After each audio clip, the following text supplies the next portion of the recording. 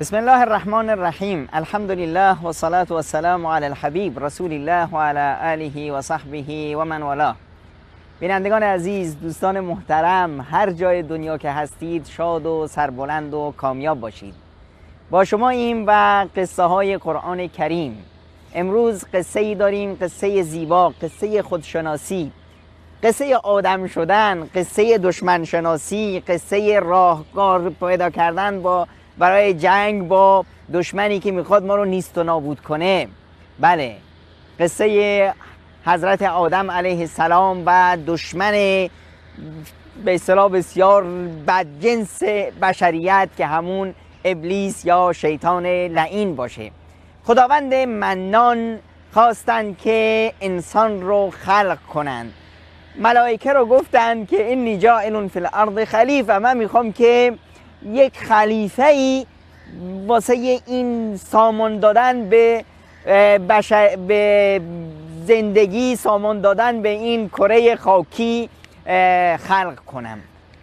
آفریدن به یک بشر و یک موجود دیگه خب خیلی حرف بود.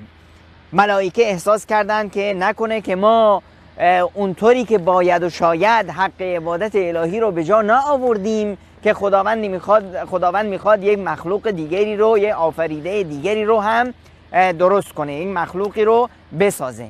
اینجا بود که گفتن که یا رب ما داریم خوب عبادت میکنیم، ما همه کارمون درسته، ما بیستیم، ما عبادت شما رو میکنیم، شما دیگه نیازی نیست که شما یه مخلوق دیگری رو خلق کنیم. قرآن میگه و اذ قال ربک للملائکه انی جاعل فی الارض خلیفه، من میخوام یک خلیفه، یه جانشینی روی این زمین خلق کنم. قالوا اتجعل فیها من یفسد فیها، میخوای کسی رو بیاری که مثل همون جنیا فساد بپا کنه؟ جنیا قبل از انسان روی این زمین زندگی میکردن، فساد و به اصطلاح خونریزی و ویرانگری و همه این کارها رو به اصطلاح به وجود آوردن. این شد که خداوند متعال ملائکه رو فرستاد، اینها رو نیست و نابود کردن، زدند و کشتند و راست و روزشون کردن و بعضیشون هم به اسارت گرفتند که از جمله همین آقا ابلیس بود. آقای شیطان که از اینجا به اسارت گرفته شده بود و آورده بودنش پیش ملائکه، خیلی آدم شد اونجا، شروع کرد به چی؟ به عبادت خدا و به اصطلاح یک انسان، یک بخشی جنی بسیار بسیار خوبی شد که حتی بهش میگفتن طاووس الملائکه. با ملائکه اونجا با فرشته ها اونجا به سر میبرد و عبادت میکرد. شیطان خیلی بهش برخورد که خدا میخواد یه خلیفه‌ای واسه خودش تو زمین درست کنه، مگه من چیمه؟ مگه من چیم کمه؟ من چرا خلیفه خدا نباشم؟ بله، اینجا بود که حسودیت شد. بله، اولین گناهی که با اون معصیت الهی، نافرمانی خدا صورت گرفت در آسمون ها همین حسادت بود. و بعد ما هم خواهیم دید اولین گناهی که روی زمین نافرمانی خدا باش میشه حسادت، که تو قصه هابیل و قابیل انشالله بهش اشاره میکنیم. شیطان لعنتی اومد گفت که چرا اصلا مگه من چیمه؟ من چرا نباشم؟ خب خداوند متعال به فرشتگانش اشاره کرد که این یعلم ما لا تعلمون، من چیزی رو میدونم که شما نمیدونید. اون چیزی که خداوند میخواد خلقش کنه آفریده خداست، یک هدفی براش هست. هدف چی بود؟ عبادت خداوند، تجلی صفات الهی که این معبود بیاد اینجا، این آفریده خدا بیاد اینجا گناه کنه، خدا گناهشو بیامرزه و خداوند غفور و رحیمیت خداوند تجلی کنه، بخشش الهی تجلی کنه، حکمت الهی تجلی کنه، صفات والای پروردگار ما واضح بشه با این مخلوق و تصرفات این مخلوق و خود این آفریده هم بشه به اصطلاح نمادی از عبادت خداوند متعال و بیاد عبادت خدا رو به اصطلاح به جا بیاره. و ما خلقت الجن والانس الا لیعبدون، من جن و انس رو خلق نکردم مگر اینکه عبادت کنن. جنیا اومدن نامردی کردن و عبادت خدا رو نکردن. حالا من یک خلق دیگه، یک آفریده دیگه، یک خلیفه برای عمران و آبادی زمین درست میکنم.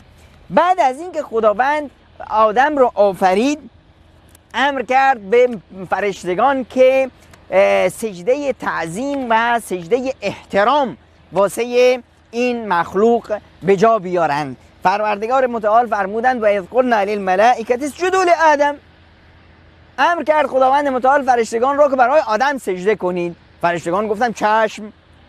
وقتی که امر از جانب پروردگار باشه دیگه ما حرفی نداریم. الا ابلیس، مگر شیطون بدجنس. شیطون بدجنس ابا و استکبر و کان من الکافرین.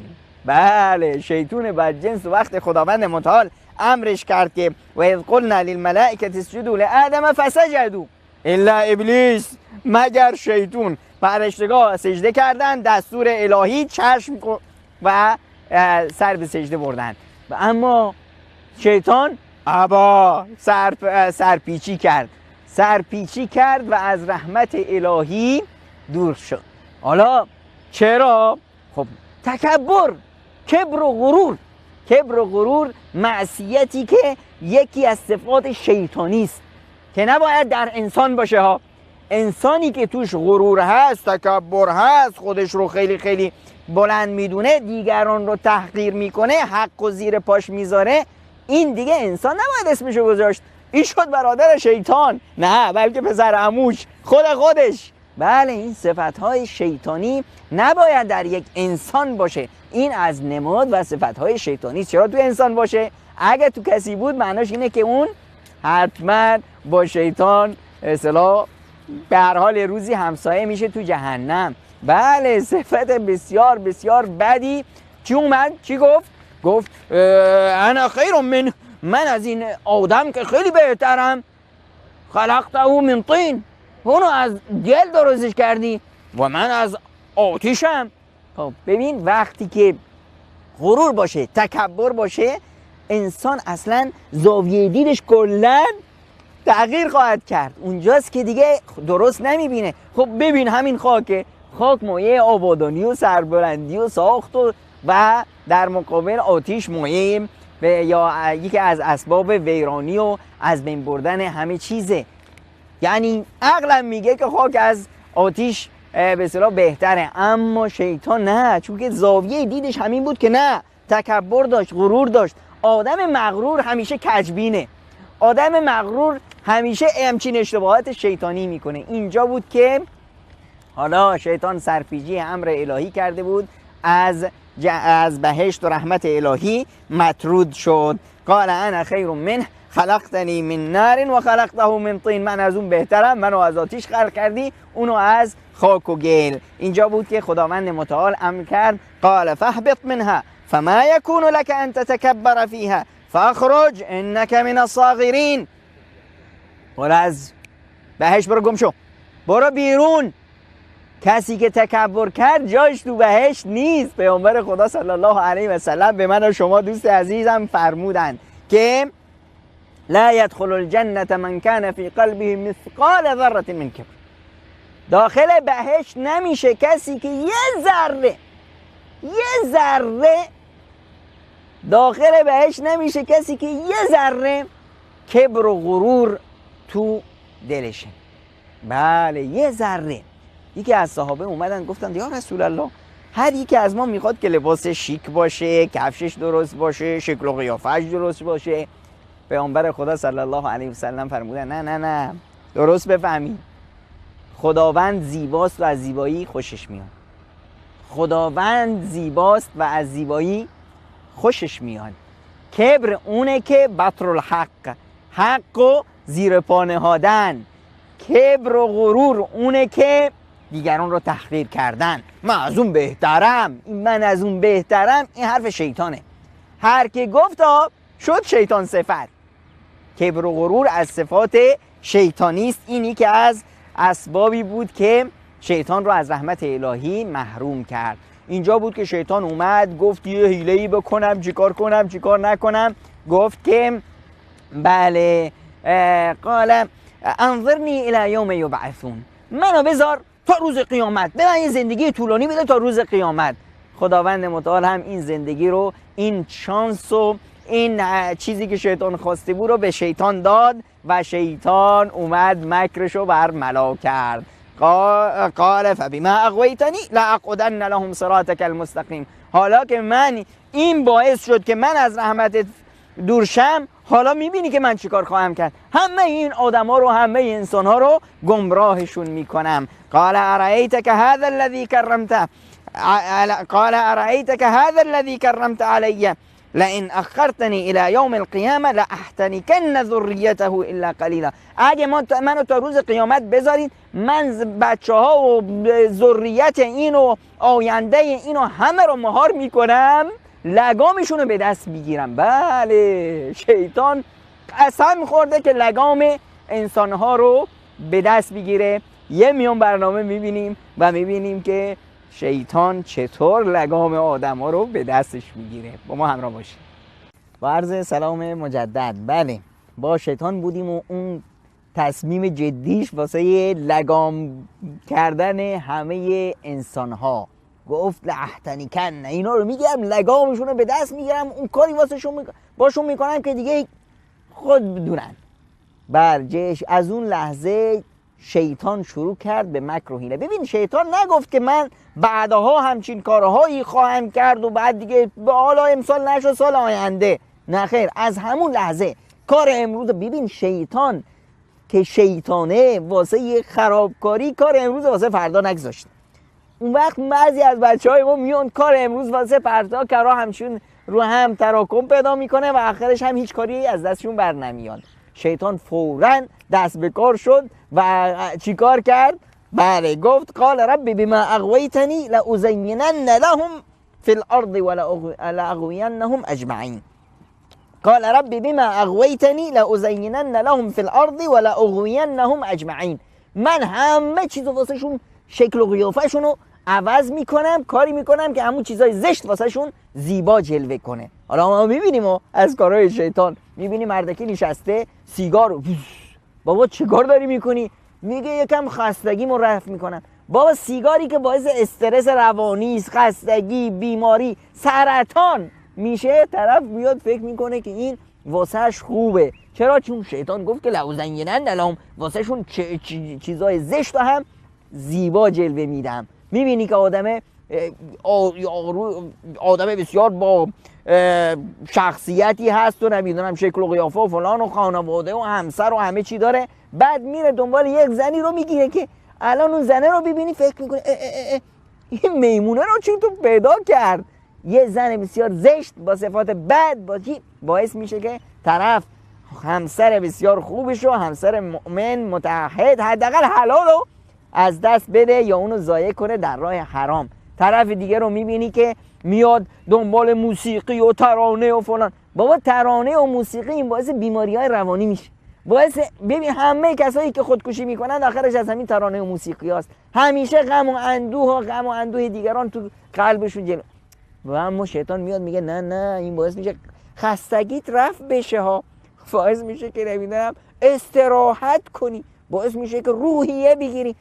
غذای روح قرآن، غذای روح خدا میگه که قرآن باعث الا به ذکر الله تطمئن القلوب، با ذکر و یاد خدا قلب آرام میگیره. طرف میاد میگه که با این سر و صداها و دوم دوم دوم با اینا آدم میخواد آرام بگیره. ببین شیطان چطور انسانها رو گولشون میزنه.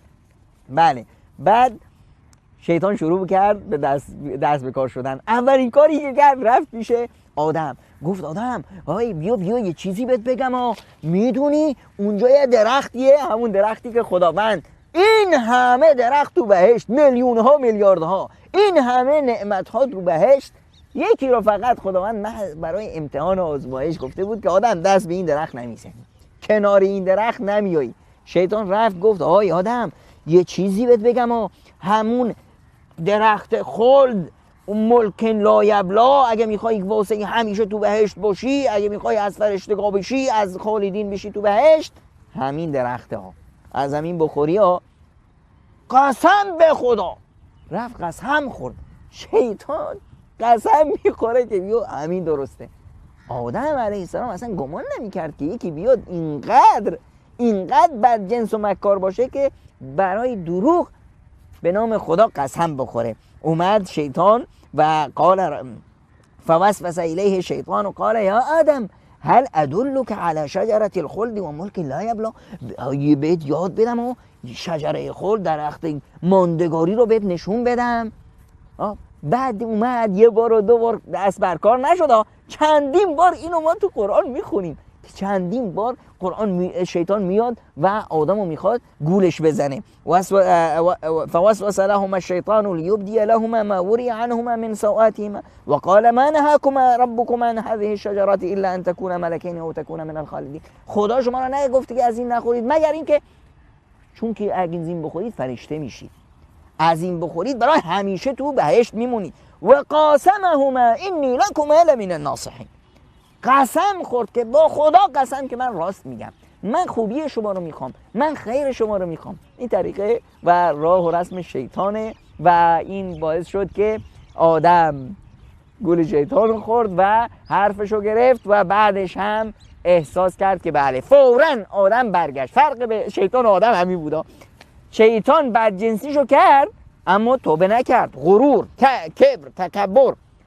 آدم نه، آدم اشتباه کرد فوراً برگشت و توبه کرد. قال ربنا، آدم و حوا گفتند ربنا ظلمنا انفسنا و ان لم تغفر لنا و ترحمنا لنکونن من الخاسرین. ما به خودمون ظلم، ببین آدم و حوا وقتی اشتباه کردن دونستن که اشتباهشون هیچ ضرری به خدا که نمیرسونه، به خودشون ظلم کردند. انسانی که بد میکنه به خودش میکنه، انسانی که گناه میکنه به خودش ظلم میکنه. این شد که فهمیدند که اشتباه کردن، توبه کردن، خداوند توبهشون رو پذیرفت و اونها رو فرستاد به زمین واسه اون مهمت و اون کاری که اونها رو خلق کرده بود که همون آبادانی زمین باشه. آدم و حوا اومدند به زمین و دریافتند که دشمنیشون، شیطان دشمن اولشونه. ان شیطان لکم عدو فاتخذوه عدوا، شیطان دشمن شماست، اونو مواظب باشید و دشمنش بگیرید. دشمن دائمی و همیشگی انسان و قرآن همیشه به ما تأکید میکنه که از راه شیطان دور شید. یا ایها الناس ادخلوا فی السلم کافه ولا تتبعوا خطوات الشیطان انه لکم عدو مبین. ای مؤمنان از راه شیطان دوری کنید، دنبال شیطان نرید. یا ایها الناس، همه مردم، کلوا مما فی الارض حلالا طیبا ولا تتبعوا خطوات الشیطان، ای همه انسانیت از شیطان بترسید. این باعث شد که پدرتون از بهشت بیاد بیرون و این باعث شد که پدرتون اشتباه کنه، این باعث شد پدرتون رو گول زد و امروز هم دنبال شماست. بله، باید شیطان رو دشمن خودمون بگیریم و همیشه در پی این باشیم که خودمون باشیم و خود رو درک کنیم. بار دیگه ایشالا با شما خواهیم بود با قصه قابیل و هابیل. انشاءالله در اون قصه همراه ما باشیم.